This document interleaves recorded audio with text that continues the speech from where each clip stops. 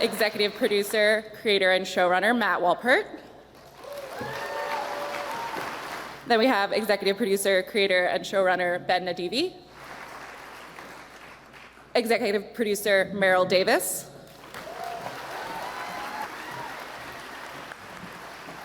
Executive producer and creator Ronald D. Moore.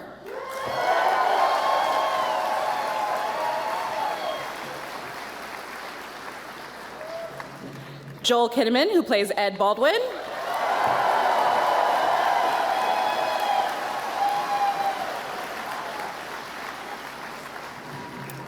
Chris Marshall, who plays Danielle Poole.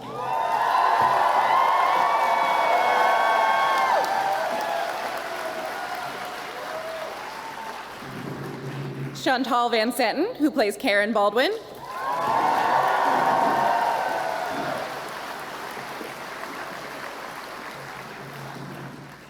Ren Schmidt, who plays Margot Madison.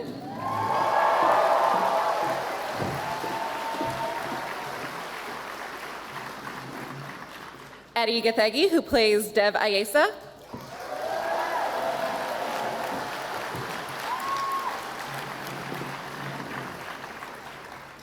Coral Pina, who plays Alita Rosales.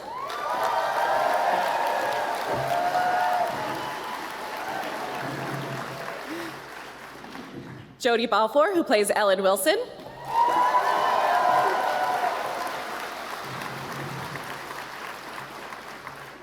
Casey Johnson, who plays Danny Stevens.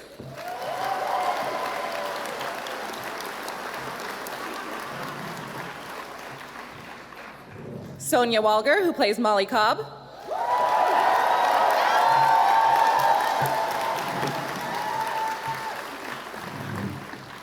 And Cynthia Wu, who plays Kelly Baldwin.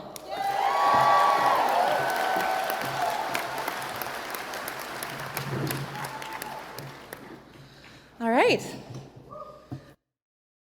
This isn't a show about good guys and bad guys. You know, that's something we, from very early on, we're like, we all have a little good and a little bad in us. And I think, obviously, the good, we hope the good comes out eventually, but I think we're more interested in complex characters, and that's what we try to explore on the show. It's the kind of show that you can look back at season 1 and see the steps that we laid in to get to where we are now, and when we continue. And I think that is the unique nature of the show, is you know, we're telling people's lifetimes, the good, the bad, and the ugly sometimes, but really that's been fascinating for us. One of the most important things was in the alternate timeline that women took their rightful place in society.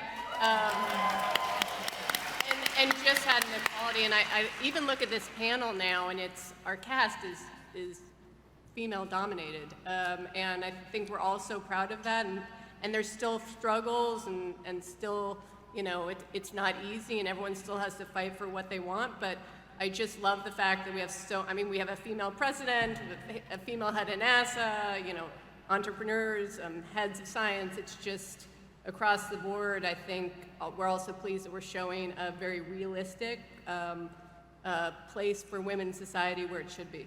Mm-hmm. Nice.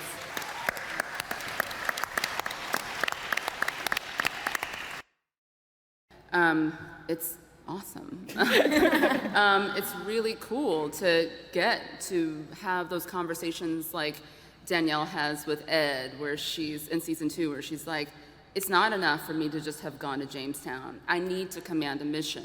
And we see it again in season 3, where Danielle is fighting like hell to be the first to go on Mars.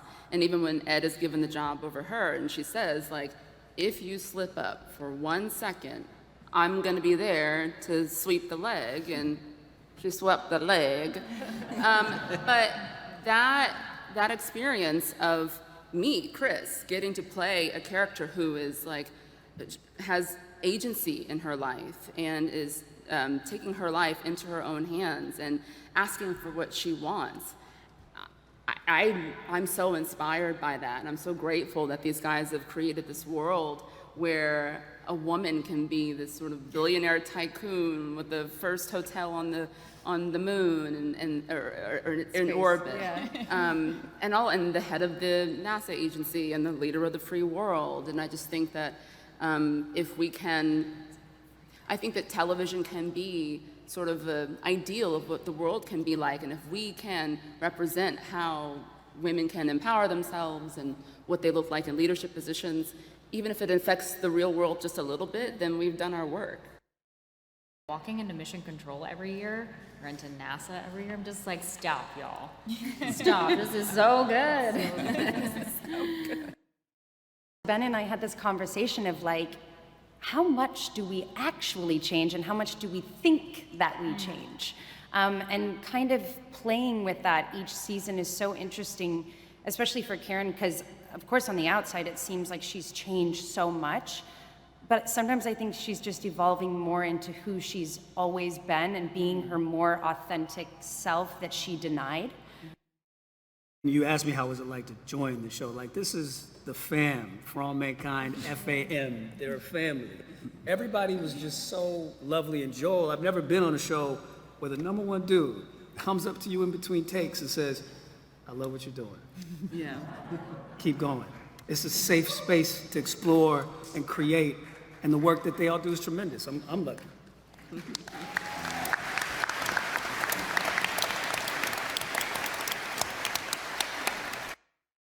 I had a blast. I love action movies personally, and so when Seth, our producer, called me and said, we're gonna put you up in stunts and wires and give you time to practice flying in zero G, I was so excited. I went out and bought my own stunt pads, and I was like, harness me up, I wanna live up here.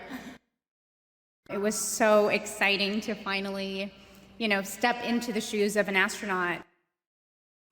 When you're on a show, it's a lot of eyes, and all of a sudden you see that, like, okay, this is my chance to really show what I can do.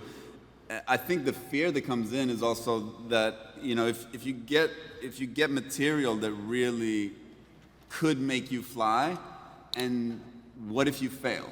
It's a scary thing to really get an opportunity, and this season Casey really got an opportunity, and it was very cool to see how he worked through his fear and then really murdered it.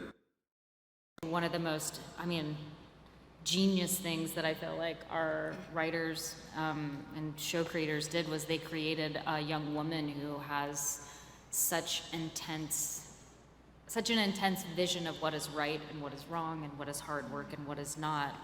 And when she looks at her mentor and just feels utterly betrayed by what he did in pursuit of science, she kind of draws a line in the sand, but that line in the sand kind of backs her into a corner throughout season 2 and into season 3, because she says, I will never step over this boundary. And then the choice is, do I betray my country and my space program in order to not step over this boundary and have innocent people die?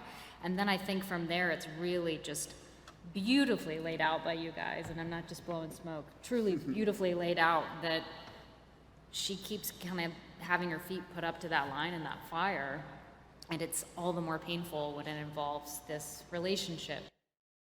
I think our story reminds you, like, it is aspirational in that way, because in any place where there's been loss, grief, setback, there has been room for progress and change and growth exponentially, whether it's in technology, space, personal character stories, and to live in that world where we can see personal choices or bigger company choices that might be perceived as a failure and yet overcome to progress, and that it isn't always about winning, that moves things forward, is a really good lesson that we can each take into the world today.